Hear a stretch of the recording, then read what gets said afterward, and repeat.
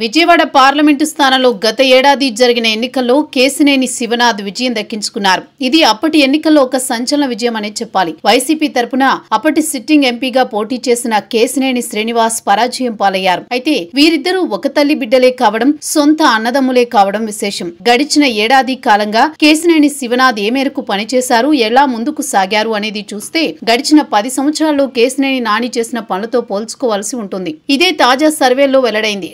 2014-2019 ఎన్నికల్లో కేశినేని నాని విజయం దక్కించుకున్నారు. ఈ క్రమంలో ఆయన నియోజకవర్గంలో నిత్యం అందుబాటులో ఉండడం, ముఖ్యంగా గ్రామీణ ప్రాంతాల్లో టాటా ట్రస్ట్ ద్వారా అనేక పనులు చేయించడం, విజయవాడలో బెంచ్ సర్కిల్ దగ్గర ఫ్లైఓవర్ నిర్మాణం, గొల్లపూడిలోనూ రహదారుల విస్తరణ వంటివి చేపట్టారు. ముఖ్యంగా గ్రామీణ ప్రాంతాలకు జల్ జీవన్ మిషన్ ను అందుబాటులోకి తీసుకొచ్చారు. ఎంపీ నిధుల ద్వారా కూడా ఆయన మెరుగైన సౌకర్యాలను కల్పించారు. దీంతో గ్రామీణ ప్రాంతాల్లో కేశినేని నాని అంటే ఒక బ్రాండ్ ఏర్పడింది. ఇదే సమయంలో రాజకీయ వివాదాలకు కూడా నాని కేంద్రంగా మారారు అన్న విషయం అప్పట్లో జోరుగా సాగింది. వీటితో పోల్చి చూసినప్పుడు నాని సోదరుడిగా తమ్ముడు ఎంపీ ఏ మేరకు ప్రజలకు చేరువవుతున్నారు అనేది ముఖ్యమైన విషయం. ఈ క్రమంలో అన్నను మరిపించేలా తమ్ముడు వ్యవహరిస్తున్నారనేది పరిశీలకులు చెబుతోన్న మాట. ప్రభుత్వానికి చేరువగా ఉంటూ సీఎం చంద్రబాబు కనుసన్నల్లో కార్యక్రమాలు చేపడుతూ రాష్ట్ర ప్రభుత్వ పథకాలను, అదేవిధంగా కేంద్ర ప్రభుత్వ పథకాలను కూడా ప్రజల్లోకి తీసుకువెళుతున్నారు. గ్రామీణ ప్రాంతాల్లో అభివృద్ధి చేసే దిశగా ఎంపీ శివనాథ్ అడుగులు వేస్తున్నారు. ఇటీవల నిర్వహించిన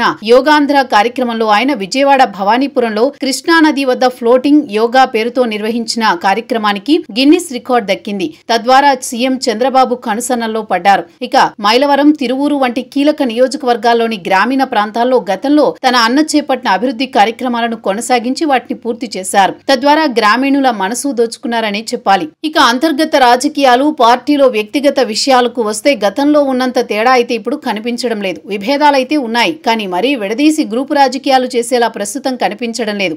అందరినీ కలుపుకొని పోవడం, ఎక్కడా ఎవరు పిలిచినా వెళ్లడం, ఏ కార్యక్రమానికైనా హాజరు కావడం వంటివి ప్రధానంగా శివనాథ్కు మంచి మార్కులు పడేలా చేశాయి. ఇటు రాష్ట్రంలోనూ అటు కేంద్రంలోనూ ఆయన మంచిగానే వ్యవహరిస్తున్నారు. ఇద్దరూ కేంద్ర మంత్రులతో కలుపుకొని పోవడం, రాష్ట్రానికి సంబంధించిన అంశాల విషయంలో చర్చించడం, తన సలహాలు సూచనలు ఇవ్వడం వంటివి చేయడం ద్వారా శివనాథ్ మంచి మార్కులే వేసుకున్నారని చెప్పాలి. ప్రస్తుతానికైతే అన్నను మరిపించే ప్రయత్నంలో తమ్ముడు ఎంపీ తొలి ఏడాది బాగానే సక్సెస్ అయ్యారని అంటున్నారు. మరి భవిష్యత్తులో ఏం జరుగుతుందో చూడాలి.